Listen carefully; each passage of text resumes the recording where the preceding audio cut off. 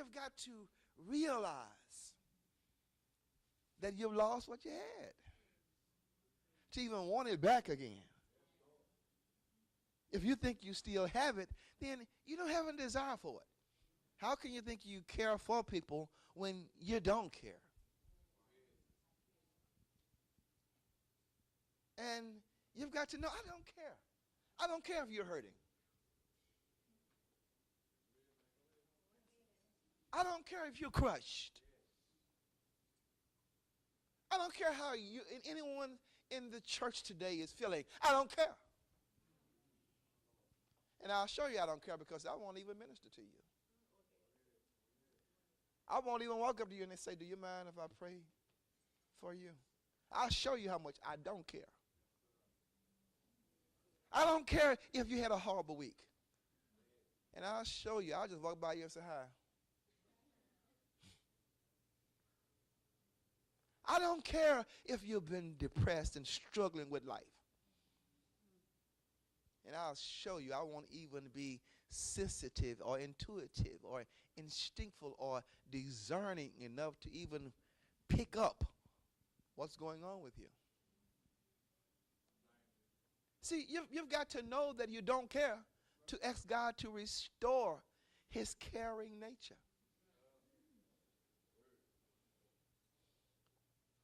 I don't care if you're worried about how you're going to pay your bills. I can't pay them for you. See, that's the mentality of the 21st century church. And that's not what God ordered. Maybe you can't pay another person's bill, but you can forbid worry for them.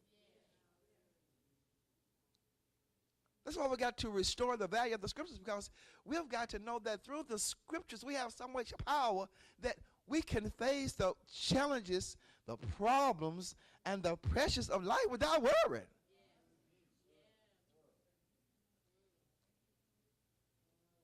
You can go into foreclosure without worrying. You can lose everything that you have without worrying. So we've got to get into the Word. You can lose your car without worrying.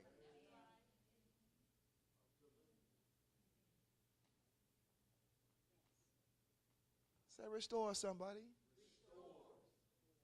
You can start all over again without worrying.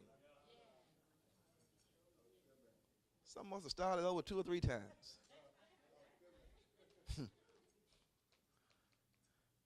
And that's the beauty of knowing Scripture. Peter had a catastrophic, traumatic experience. He violated himself and the love of his life. Peter loved Jesus.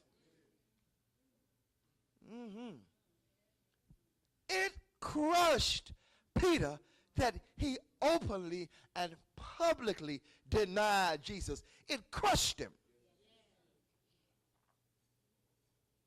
But guess what? He started over. He wept uncontrollably, dealt with his issue, and started over. World changer, history maker. See, we've got to love people enough. We've got to know enough Scripture first, and then love people enough to know that regardless to what your circumstances or your condition is today, you can start over. If you lose everything, then, hey, I'm going to pray with you and believe God that you're going to start over. You're going to start from scratch. And that's why it's senseless to commit suicide, because no matter how low you are, you can come up. No matter how wrong things are, you can make them right. But if you commit suicide, you end it all right where you are. How you know someone's not in the house today that's been thinking about committing suicide?